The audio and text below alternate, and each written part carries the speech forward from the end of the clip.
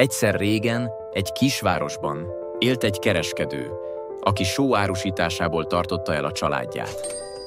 Volt egy felesége és 2 fia. Az idősebb fia visszahúzódó, csendes fiú volt, aki nehezen beszélt másokkal, míg az öccse magabiztos és nyitott természetű. Az emberek gyakran tartották butának az idősebb fiút a félénksége miatt, és sokan vissza is éltek a jószívűségével. De ő sosem panaszkodott. Az apja viszont egyre frusztráltabb lett a fia bátortalansága miatt, és gyakran durván megszitta. Ez csak tovább rontotta a fiú önbizalmát. Ahogy felnőtt, az önbizalomhiány az iskolai teljesítményét is beárnyékolta. A vizsgákon annyira félt, hogy leblokkolt, és nem tudta leírni, amit tudott. Később, amikor már fiatal felnőtt lett, az apja megkérte, segítsen be a családi üzletbe. Bár rettegett attól, hogy csalódást okoz, igent mondott. De a szorongása miatt sok hibát követett el, ami csak még jobban felbosszantotta az apját. Egy nap, míg az apja távol volt, néhány ravasz ember bejött az üzletbe, és azt állították, hogy az apja küldte őket a sóért. A fiú habozott, de nem mert visszakérdezni, és mire feleszmélt, elvitték az összes árut. Amikor az apja hazajött és meglátta az üres boltot, dühében kiabálni kezdett. Ostoba vagy, mindent elloptak miattad. Eltűnt a teljes készletem. Menj el, és soha ne gyere vissza. A fiú összetört. Az apja haragja, a városiak gúnyos nevetése és a saját tehetetlensége arra késztette, hogy értéktelennek érezze magát. Szomorúan sétált el a közeli folyópartra. A szégyen elöntötte, azt gondolta, nincs értelme tovább élnem, mindig is kudarc leszek. Már épp ugrani készült, amikor egy fiatal tanítvány arra járt és visszahúzta a partról.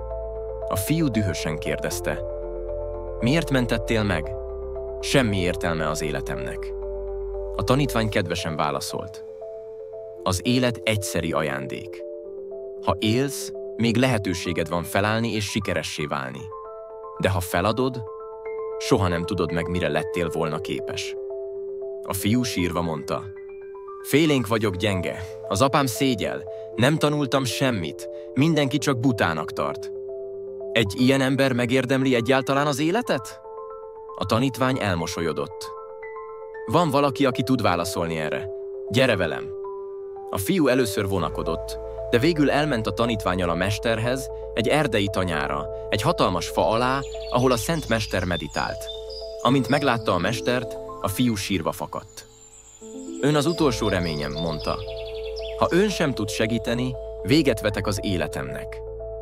A mester csendesen így szólt. Meghallgatlak, mesélj el mindent. Miután a fiú elmondta az életét, a mester ezt mondta. Van megoldás, de 3 napon át követned kell az utasításaimat. Ha végigcsinálod, megváltozik az életed. A fiú beleegyezett. Első nap. Menj és beszélj 10 idegennel. Kérdezd meg az életükről és írd le a válaszaikat. A fiú nehezen indult el. Sokan elutasították, néhányan még durvák is voltak, de ő nem adta fel. Estére 10 emberrel beszélt, sőt, néhány új barátot is szerzett. Büszkén tért vissza a mesterhez. Második nap. Ma taníts 10 gyereket a víz fontosságáról. De hát én sem tanultam sokat, tiltakozott. A gyerekek ezt nem tudják, csak mondd el, amit tudsz, felelte a mester. A fiú remegő kézzel, de elkezdett beszélni. Felsorolt 5 fontos dolgot a vízről, majd elfutott. De a következő próbán már magabiztosabb volt, és a nap végére már nem félt. A mester így szólt. Látod? Bátrabb vagy, mint gondolnád. Harmadik nap. Ma menj haza, és beszélj az apáddal. A fiú megrettent. Ő sosem fog megbocsátani, nem merem megtenni. Ha nem próbálod meg, nem segíthetek tovább, válaszolta a mester határozottan. A fiú összeszedte minden bátorságát, hazament, és őszintén megbeszélt mindent az apjával. Megígérte, hogy bizonyítani fog. Az apja örült, hogy fia hazatért, és látva a változást, adott neki egy új esélyt az üzletben. Amikor visszatért a mesterhez, megkérdezte, És most, mi a siker titka? A mester elmosolyodott.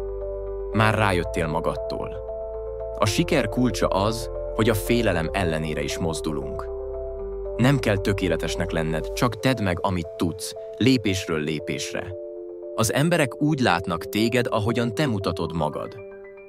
Ha gyengének is érzed magad, mutass magabiztosságot, és mások is hinni fognak benned. Ha nehéz helyzetbe kerülsz, figyelj a légzésedre. Lélegezz mélyen. Ne feledd, ezt nem elég egyszer megtenni. Ismételned kell. Újra és újra. A változás a gyakorlásban rejlik. Az igazi erő abból fakad, ha mersz hinni önmagadban. Évek múltán a fiúból sikeres és tisztelt üzletember lett, akit bölcsessége és magabiztossága tett ismertté. A magabiztosság nem velünk születik, hanem lépésről lépésre építjük fel. Még a legfélénkebb ember is erőssé válhat, ha elkezd hinni magában. A legnagyobb korlátaink a fejünkben léteznek. A félelem és önbizalom hiány visszatart, de a bátorság és kitartás mindent megváltoztathat. A fiú azt hitte, kudarcra született, de amikor szembenézett a félelmeivel, átformálta az életét. A magabiztosság akkor születik, amikor kilépünk a komfortzónánkból. A világ olyannak lát, amilyennek mi mutatjuk magunkat. Higgy magadban, lépj előre apró lépésekben, és megtalálod azt az erőt, amiről nem is tudtad, hogy benned van. Köszönöm, hogy végignézted a videót. Ha inspirálónak találtad, iratkozz fel és nyomj egy lájkot. Ez nem csak egy-egy kattintás, hanem egy fontos visszajelzés számunkra. Tudsz valakit, akinek erőt adhat a videó? Oszd meg vele! Köszönöm a támogatásod! Maradj erős és egészséges!